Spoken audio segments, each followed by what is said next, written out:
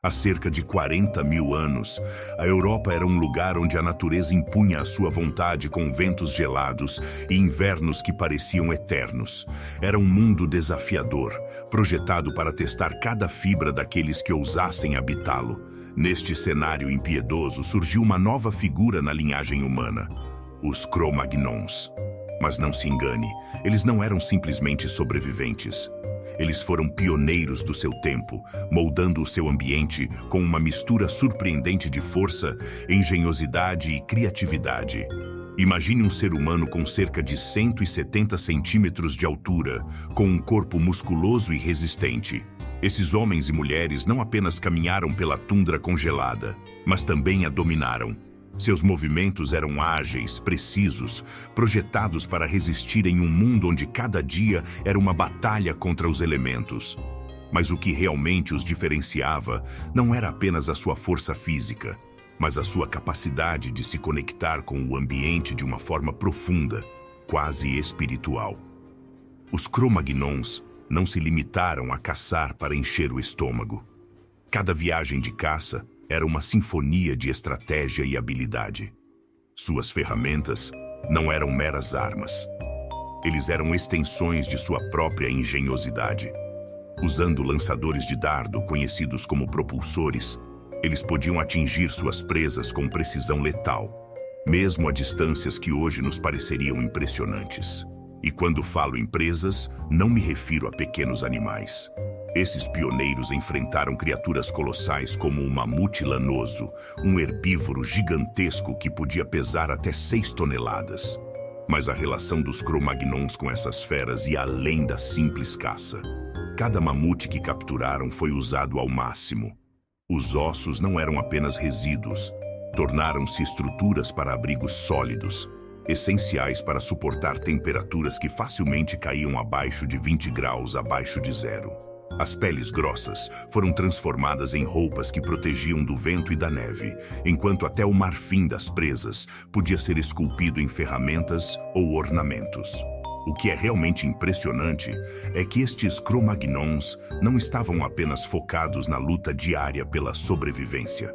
Eles deixaram algo extraordinário, algo que continua a nos falar milhares de anos depois: a arte. Nas grutas de Lascaux e Chauvet, as suas pinturas oferecem-nos uma janela para o passado.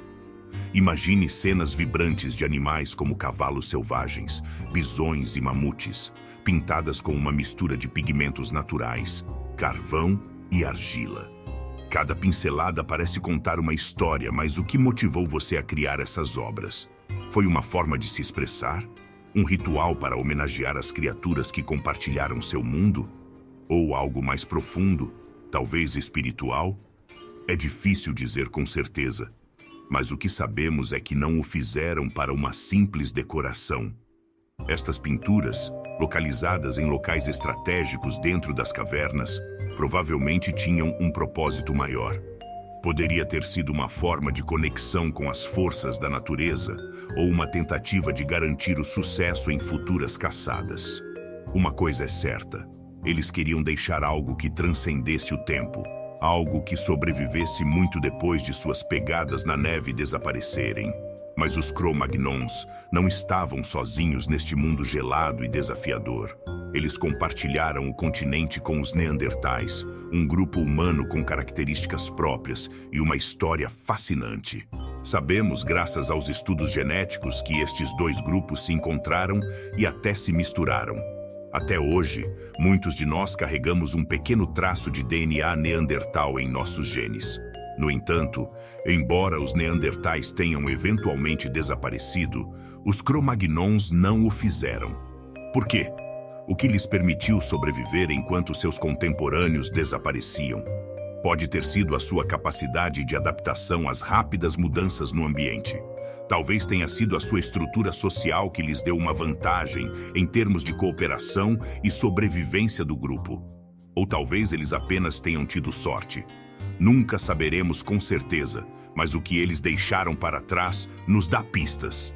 Ferramentas finamente trabalhadas, abrigos resistentes e aquelas obras de arte que continuam a nos impressionar. Os Cro-Magnons eram imponentes. tanto física como intelectualmente. Os homens atingiram alturas entre 170 e 180 centímetros, algo notável para a época. Eram robustos, com corpos concebidos para suportar as exigências de um clima brutal e uma vida que dependia de força e resistência. Ombros largos, membros fortes e músculos desenvolvidos permitiram-lhes correr longas distâncias, carregar cargas pesadas e caçar animais enormes, como mamutes e bisões. Seus rostos também tinham uma aparência única, largos, com mandíbulas proeminentes e testas retas muito diferentes das sobrancelhas pronunciadas dos neandertais. Além disso, suas órbitas oculares grandes e retangulares sugerem que eles tinham uma visão excepcional, uma vantagem crucial para detectar presas ou perigos nas vastas paisagens por onde vagavam. O mais fascinante é o que havia dentro de seus crânios. Os cérebros dos Cro-Magnon eram maiores que os dos humanos modernos, com um volume médio entre 1.600 e 1.070 centímetros cúbicos. Este tamanho do cérebro, combinado com evidências comportamentais, indica que eles tinham capacidade cognitiva avançada, possivelmente superior à nossa em alguns aspectos. À medida que os Cro-Magnon se aventuraram para norte, adaptando-se a territórios cada vez mais frios e com menos luz solar, começaram a desenvolver mudanças físicas notáveis. Estudos genéticos sugerem que a pele deles ficou relativamente mais clara, permitindo-lhes sintetizar a vitamina D com mais eficiência em regiões onde os raios solares eram escassos. Esta mudança não foi apenas uma vantagem evolutiva, mas também uma prova de como o corpo humano pode adaptar-se ao seu ambiente de formas extraordinárias. Além disso, há indícios de que alguns Cro-Magnons podem ter olhos claros, conforme revelado pela análise de DNA de restos mortais encontrados na Itália. Esse detalhe acrescenta outra camada de humanidade a essas pessoas, tornando-as mais parecidas conosco do que muitas vezes imaginamos. Mas não só a sua biologia evoluiu. O mesmo aconteceu com seus modos de vida.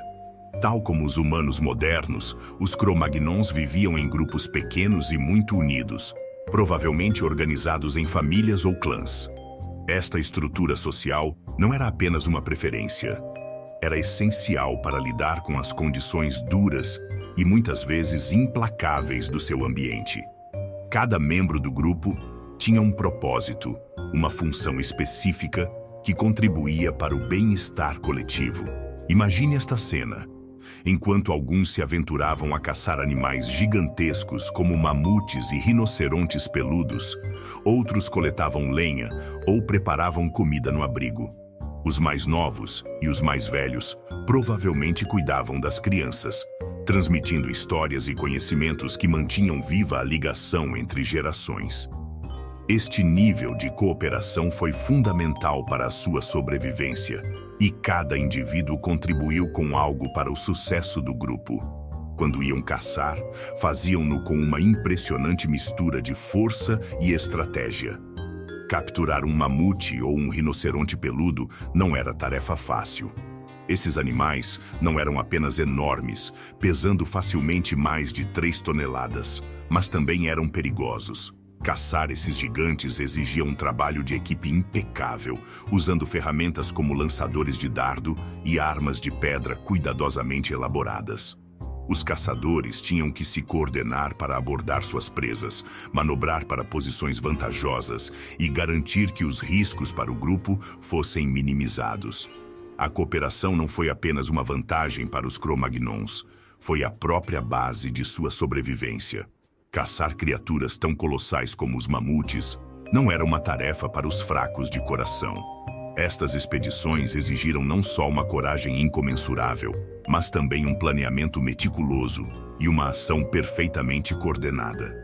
Cada integrante do grupo deveria conhecer seu papel e executá-lo com precisão, pois em uma caçada dessa magnitude, qualquer erro poderia ser fatal.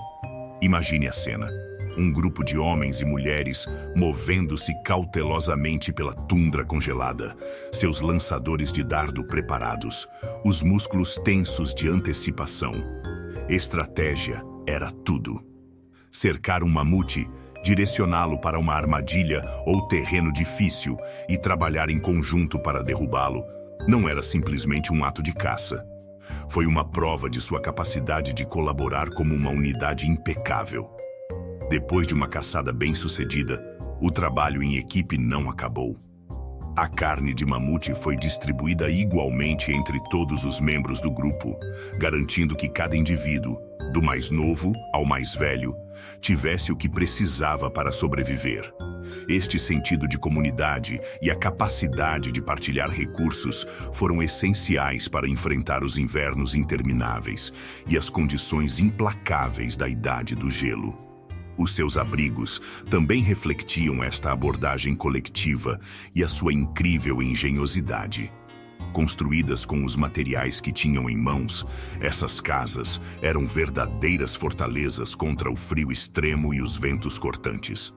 Usávamos ossos de mamute como estruturas principais, cobertos com peles grossas que forneciam isolamento.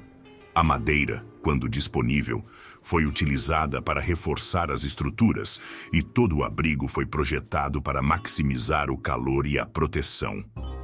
Não é difícil imaginar um grupo de Cro-Magnons trabalhando juntos, erguendo essas cabanas sob um céu cinza-chumbo, enquanto ventos gelados açoitavam a tundra. E eles não queriam apenas sobreviver. Eles sabiam escolher cuidadosamente onde se instalar. Seus abrigos eram frequentemente construídos em locais estratégicos, como cavernas ou afloramentos rochosos baixos, que ofereciam proteção adicional contra as intempéries. Mas o que realmente se destaca nos Cro-Magnons não é apenas a sua força ou resistência, mas a sua inteligência e adaptabilidade. Esses pioneiros eram especialistas em maximizar o uso de todos os recursos disponíveis. Nenhuma parte de um animal caçado foi desperdiçada. Carne alimentou o grupo. As peles foram transformadas em roupas ou coberturas. E os ossos, além de serem a base de seus abrigos, tornaram-se ferramentas e armas. Os Cro-Magnons eram verdadeiros mestres na fabricação de ferramentas. Os seus lançadores de dardo não só lhes permitiam caçar de forma mais eficaz, como também lhes ofereciam uma vantagem crucial.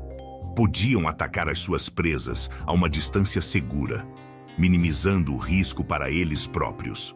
Os arpões que desenharam eram igualmente impressionantes, perfeitos para pescar ou enfrentar outros desafios. Mas o que realmente impressiona é a sofisticação do seu trabalho. Cada ferramenta foi cuidadosamente projetada para cumprir tarefas específicas: cortar carne, processar peles, fabricar armas ou até mesmo preparar alimentos. É impossível não nos maravilharmos com a sua capacidade de adaptação a um mundo em constante mudança. Durante a Idade do Gelo, as condições climáticas podiam variar muito, mas estes pioneiros eram verdadeiros mestres da flexibilidade. Eles souberam aproveitar ao máximo o que o ambiente lhes oferecia, desenvolveram técnicas de caça inovadoras e utilizaram diversos materiais para melhorar suas condições de vida. Seu estilo de vida seminômade era um de seus maiores pontos fortes. Movendo-se com as estações e acompanhando a migração dos animais, esses grupos conseguiram sobreviver em uma ampla variedade de climas e paisagens. A mobilidade não foi apenas uma estratégia de sobrevivência, foi um modo de vida que lhes permitiu encontrar novos recursos, explorar territórios inexplorados e adaptar-se às exigências de um ambiente em constante evolução. Mas, para além da sua capacidade de sobrevivência, o que realmente nos surpreende hoje são os vestígios culturais que deixaram, especialmente as impressionantes pinturas rupestres em locais como Lascaux e Chauvet. Estas obras de arte não são simples rabiscos em pedra, são janelas para as mentes dos nossos antepassados. As pinturas retratam animais como cavalos, bisões e mamutes, criaturas que eram parte essencial do seu mundo. Eles também incluem formas abstratas e padrões simbólicos que poderiam ter significados espirituais ou rituais. A questão que continua intrigando os pesquisadores é: Por que pintaram? Embora não possamos saber com certeza, as teorias são abundantes. Alguns sugerem que essas obras de arte faziam parte de rituais destinados a garantir uma caçada bem-sucedida ou a prestar homenagem aos animais que caçavam. Outros pensam que as pinturas eram uma forma de comunicação ou uma pura expressão artística, uma forma de expressar a sua visão do mundo. No entanto, uma teoria particularmente fascinante sugere que os Cro-Magnons tinham uma ligação espiritual profundamente enraizada com a natureza. As cavernas não eram apenas refúgios, mas locais sagrados onde a vida e o mundo espiritual se entrelaçavam. Representações de animais nas paredes, muitas vezes em poses de movimento ou interação, parecem indicar mais do que uma simples observação. Poderiam ser atos de veneração ou tentativas de capturar a essência das criaturas que compartilhavam seu mundo. Imagine um grupo de Cro-Magnons reunidos em uma caverna iluminada pelas chamas bruxuleantes de uma fogueira. Artistas, utilizando pigmentos feitos de óxido de ferro, carvão e argila, traçaram linhas e curvas nas paredes, dando vida às imagens dos animais que tão profundamente influenciaram sua existência. Os sons do crepitar do fogo e os murmúrios do grupo enchiam o ar, à medida que essas pinturas ganhavam vida, não apenas como arte, mas como símbolos de uma conexão maior com o entorno. Os Cro-Magnons não foram apenas sobreviventes, eles eram contadores de histórias, criadores e visionários. Acredita-se que suas relações sociais foram profundamente influenciadas por rituais, histórias e crenças espirituais que os uniam como comunidade. Até os seus rituais fúnebres eram únicos e profundamente simbólicos. Achados arqueológicos sugerem que enterravam seus mortos com cuidado e respeito, adornando-os com bens funerários como conchas, ferramentas e joias. Estas práticas indicam algo surpreendente, a possível crença numa vida após a morte. As suas obras são alguns dos exemplos mais antigos de expressão humana, mostrando-nos que, mesmo enfrentando os desafios extremos da Idade do Gelo, os humanos não se contentaram em apenas sobreviver. Eles ansiavam por algo mais: significado, conexão e a chance de deixar um legado. Durante a sua estada na Europa, os Cro-Magnons coexistiram com os Neandertais e sabemos que houve interações entre eles. Na verdade, estudos de DNA confirmam que houve mistura genética. No entanto, os Neandertais eventualmente desapareceram. Por quê? Existem várias teorias. A maior flexibilidade e adaptabilidade dos Cro-Magnons, as suas estruturas sociais mais avançadas, ou a sua capacidade de utilizar melhor os recursos disponíveis num clima em mudança. O fascinante é que ainda hoje carregamos parte de seu legado conosco. Estudos genéticos mostraram que muitas pessoas modernas ainda possuem vestígios de DNA de Cro-Magnon. Isto significa que a sua história não está escrita apenas nas ferramentas e pinturas rupestres que deixaram para trás, mas também no nosso próprio código genético. E por falar em legado, os Cro-Magnons marcaram o início de uma nova era. Muitos dos avanços tecnológicos que desenvolveram, como ferramentas e métodos de caça, foram refinados e utilizados pelas gerações posteriores. As suas práticas culturais, desde os rituais às primeiras formas de arte, podem ter lançado as bases para as estruturas sociais e religiosas que caracterizaram as primeiras civilizações. Em essência, os Cro-Magnons não apenas sobreviveram a um mundo implacável, mas também lançaram as bases para a civilização moderna. É incrível pensar que, milhares de anos depois, ainda aprendemos com eles, admiramos a sua criatividade e reconhecemos a sua influência naquilo que somos hoje. Então, se você quiser continuar explorando as histórias que definiram a humanidade, clique em inscrever-se. Junte-se a nós nesta jornada de volta no tempo para descobrir como os primeiros humanos moldaram o mundo.